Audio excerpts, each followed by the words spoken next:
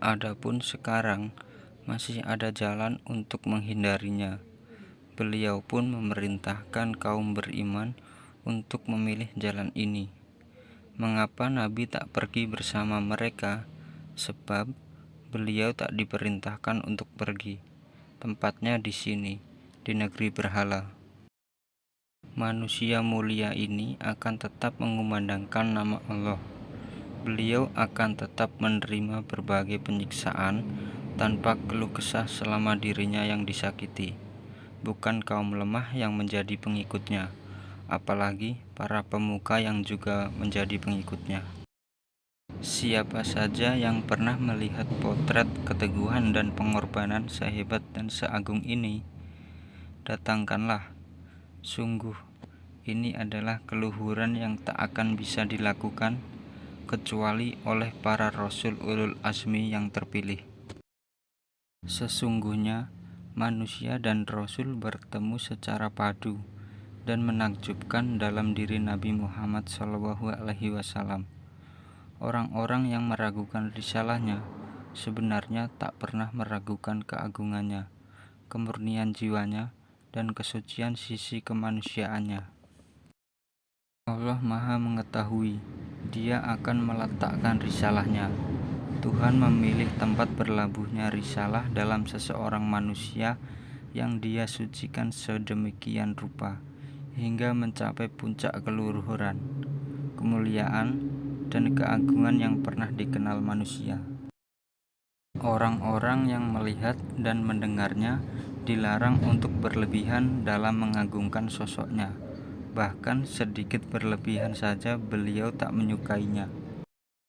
Beliau melarang mereka, meski hanya sekadar berdiri untuk menyambut kedatangannya yang tengah duduk. Janganlah kalian berdiri sebagaimana berdirinya orang asing, saling mengagungkan satu sama lain. Di lain waktu, tepat saat terjadi gerhana matahari, orang ramai menghubungkannya dengan kematian putranya, Ibrahim alaihissalam. Mereka menyatakan matahari enggan bersinar karena duka atas kematiannya. Namun, Rasul yang terpercaya lagi agung ini segera menyanggah anggapan mereka, sebelum kemudian berkembang menjadi dongeng yang melegenda. Beliau segera berdiri dan berkhutbah di hadapan kaum muslimin. Sesungguhnya, matahari dan bulan itu merupakan dua dari tanda-tanda kekuasaan Allah. Keduanya tak akan mengalami gerhana karena meninggalnya salah seorang di antara kalian, tak pula karena kelahirannya.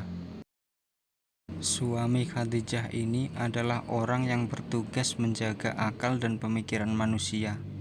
Menurutnya, menunaikan amanah ini dengan sempurna jauh lebih baik dan diutamakan daripada kebesaran dan popularitas Rasulullah SAW. Diutusnya beliau ke dunia ini untuk mengubah kehidupan manusia. Sebab itu, beliau bukanlah utusan bagi kabilah Quraisy saja atau bagi bangsa Arab semata, melainkan utusan Allah bagi seluruh umat manusia. Allah membukakan pandangan batinnya hingga menembus masa depan. Ketika dakwahnya akan mencapai tempat-tempat tersebut, serta benderanya akan berkibar gagah. Beliau melihat dengan penuh keyakinan akan masa depan agama yang dibawanya ini, kelanggengannya hingga Allah menghancurkan dunia beserta seluruh isinya. Hebatnya, manusia yang bergelar Al-Amin ini tak melihat itu semua dalam dirinya, agama yang dibawanya, serta kesuksesannya, yang tak mungkin ada tandingannya di muka bumi ini. Semua itu tak beliau lihat, kecuali sebagai sebuah batu bata dalam suatu bangunan yang kukuh. Manusia nan agung ini menegaskannya melalui lisannya yang fasih. Perumpamaanku dan nabi-nabi sebelumku seperti seseorang yang membangun suatu rumah, lalu ia membaguskannya dan memperindahnya. Kecuali ada satu labinah tempat lubang batu bata yang tertinggal belum diselesaikan. yang berada di salah satu pojokan rumah tersebut. Manusia mengelilinginya dan terkagum-kagum sambil berkata, "Duhai, seandainya ada orang yang meletakkan labinah batu bata di tempat ini," aku katakan, "maka akulah labinah itu, dan aku adalah penutup para nabi." Semua kehidupan yang beliau jalani, perjuangan dan kepahlawanan yang beliau persembahkan, keagungan dan kesuciannya, kemenangan yang berhasil beliau capai, dan seluruh kemenangan yang akan diraih agama ini setelah kematiannya, semua itu tak lain hanya sekadar sekeping batu bata pada sebuah gedung megah yang menjulang. Beliau sendiri yang menyalakan hal ini dengan ucapannya, dan terus beliau tekankan, sungguh beliau tak mengucapkan hal ini untuk mengklaim ketawaduan atau untuk mengobati rasa dahaganya akan keagungan dalam dirinya. Rasul menegaskan, adalah bagian dari tanggung jawab dan substansi risalahnya. Tawadu adalah salah satu akhlak yang melekat erat dalam diri Nabi Muhammad SAW. Tetapi, ketawaduan yang beliau miliki tak memerlukan dalil dan pembuktian, karena keagungan beliau mencapai taraf yang demikian luhur dan sempurna. Inilah Sang Maha Guru seluruh umat manusia, penutup semua nabi. Inilah cahaya yang dilihat orang-orang dalam bentuk manusia yang hidup di tengah-tengah mereka.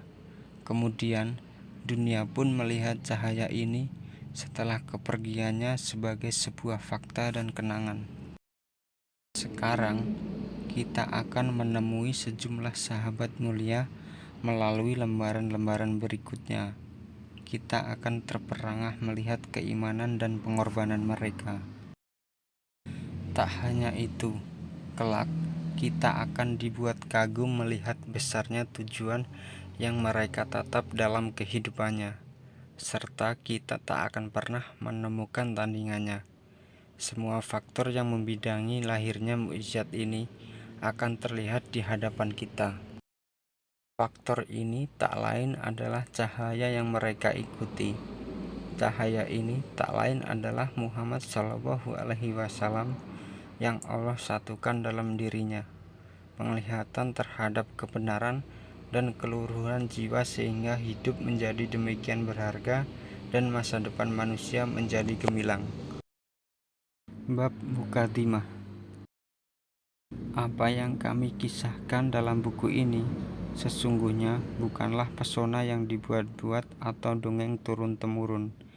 Ini adalah kisah yang menuturkan fakta sejarah mengenai generasi terbaik yang pernah muncul dalam dunia akidah dan keimanan. Panjang catatan sejarah umat manusia, belum pernah ada satu periode kehidupan yang mendapatkan pengukuhan, kesaksian, dan kegigihan dalam mencari hakikat kebenarannya, sebagaimana yang terjadi pada sepenggal periode sejarah Islam yang para pelopor tersebut al-sabihun menjadi tokoh utamanya.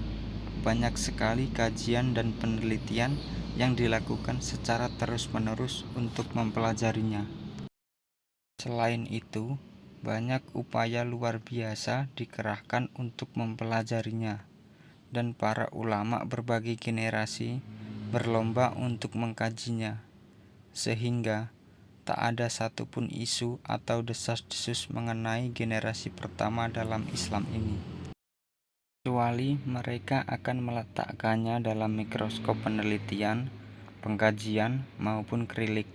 Pesona keagungan yang kita lihat pada lembaran-lembaran buku ini mengenai para sahabat Rasulullah Muhammad SAW bukanlah dongeng, meski keagungan pesona ceritanya seolah-olah seperti itu. Kisah ini adalah fakta sejarah yang menggambarkan karakter dan kehidupan para sahabat Rasul. Mereka tampak demikian luhur dan cemerlang, namun kecemerlangannya bukanlah hasil dari imajinasi para penulis atau penyusun buku, tetapi merupakan fakta objektif dari para tokoh dan pelakunya sendiri, yakni mengenai pengorbanan yang luar biasa dalam meniti jalan keutamaan dan kesempurnaan.